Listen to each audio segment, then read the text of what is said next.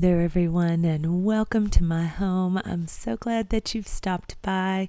We are in my very small back hallway. We're going to cozy it up for fall. I'm showing you here what it looks like before. We're going to take all of this existing decor away and then just add some touches of fall. And when we're done decorating here, we're going to head into the kitchen. I am going to show you a very simple but elegant fall dessert. I promise you, even if you're not a baker, you will want to make this. It is so easy, but so good. So be sure you stick around to the end. You don't want to miss that. I really like to remove as much of my existing decor as possible when I start to decorate a space. It just gives me a clear mind so that I can start working on my new project.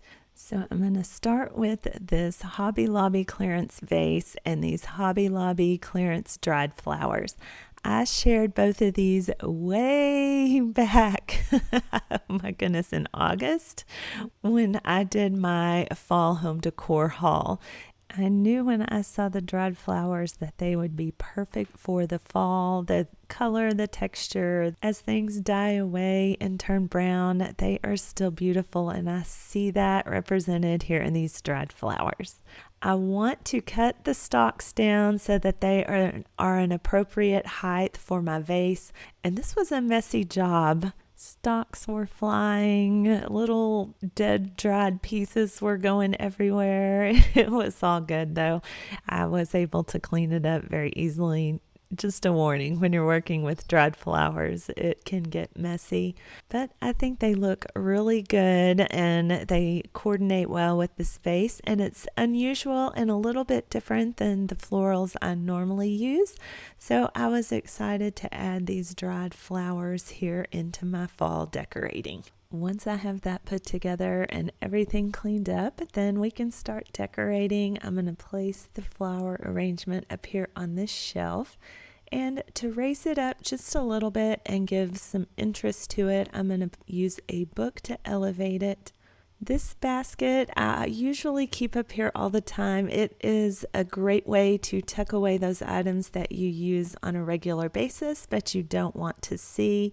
And then just a Hello Pumpkin sign. I'm going to drape it over here with my other beads and just make it a little extra special touch for fall. I'm placing my 3 iron candlesticks back up here on the other end to balance out that floral arrangement. To that, I am adding black candles, and because my candle holder is a little bit big for my candles, I've wrapped some saran wrap around the base. This helps to grip on and to keep the candles upright and steady in place. To anchor my 3 candlesticks and to break up all this black, I'm going to add a silver pumpkin. And now moving down to my hanging basket, I have these wispy faux florals that I'm going to tuck into the basket. I later come back and use a small can of tomato paste on the other side of the basket to counterbalance it. It was wanting to tip over and not stay upright on my pegs.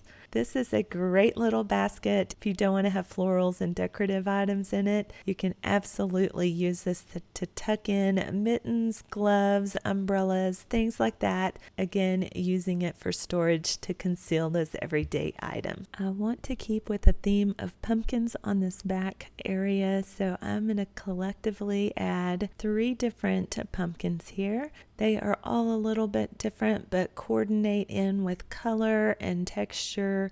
The wicker pumpkin ties in with all of the wicker elements in the baskets. I'm going to use these 2 Amazon risers to add a little bit of height to the pumpkins in the back, just giving a little more visual interest. I love to use floral picks and greenery, whatever the season is, to break up harsh lines between objects, as well as to anchor things down and just make them look less like they are floating on your shelf or table. So that's what I'm doing here. I just have some simple floral picks that I am tucking in and amongst my items.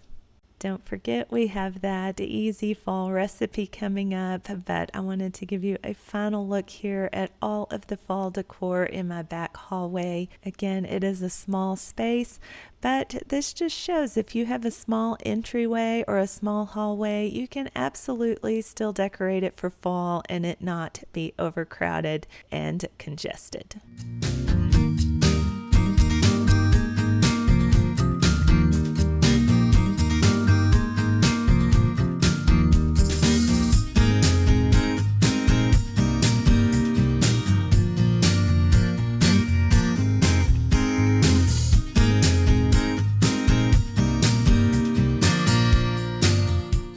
This super easy fall pumpkin dessert is going to start with your favorite pumpkin bread mix and all the ingredients you need according to the package to make it. I am using this gluten-free mix here. You just want to mix it up per the directions for muffins. And then look how cute these little mini bundt pans are. I have had these for ages. I will link something similar down in the description for you. Spray these here with some non-stick spray and then fill the mini bundt pans up about halfway. You don't want to overfill them because they are going to rise. Now, if you do not have mini bundt pans or you do not want to purchase any, you could make this with muffins as well. Just use your muffin tray or your muffin pan and you could absolutely recreate this look. So don't let the lack of the bundt pan stop you from making this cute dessert. You're going to bake them according to the package and then pull them out, let them rest and cool completely before we get to decorating them. To decorate our cute little pumpkin desserts, you're going to need some parsley or other kind of leafy herb, cream cheese frosting in a can. I like this one because it is gluten-free. You can absolutely make your own frosting homemade as well. And I have this Italian parsley, and then you're going to need some Tootsie Rolls for the pumpkin stalk. You're going to take one of your little bundt cakes and slice off the rounded top, making sure that it is level and flat. If you use a sharp serrated knife, this will be very easy and it won't crumble the cake. Then you're going to pick a second bundt cake that is similar in size and cut that rounded top so that it is flat and they can be sandwiched together. You'll use a little dollop of frosting to cement those two layers together so that they stay stacked on top of each other. This is where you would repeat the process with all of your little cakes, stacking them up and getting them ready for this next step, which is to empty out a small portion of your frosting into a microwave safe bowl so that you can heat it in the microwave for about 15 to 20 seconds. It does not take long at all.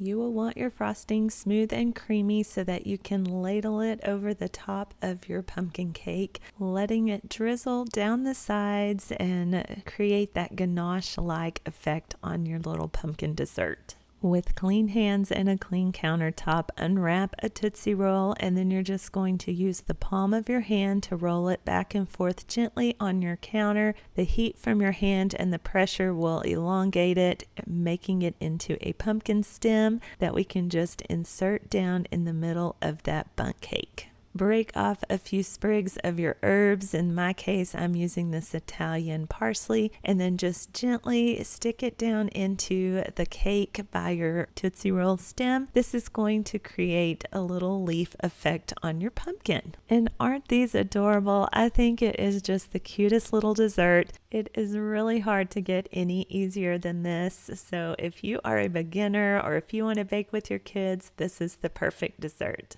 What do you think? Would you make this cute little fall pumpkin cake? Thank you all for joining me for this bake and fall decorate today. Don't forget to hit that thumbs up and I invite you to subscribe, joining the Uniquely Lesa family. I look forward to seeing you in that next video. So until then, I hope you have a wonderful day.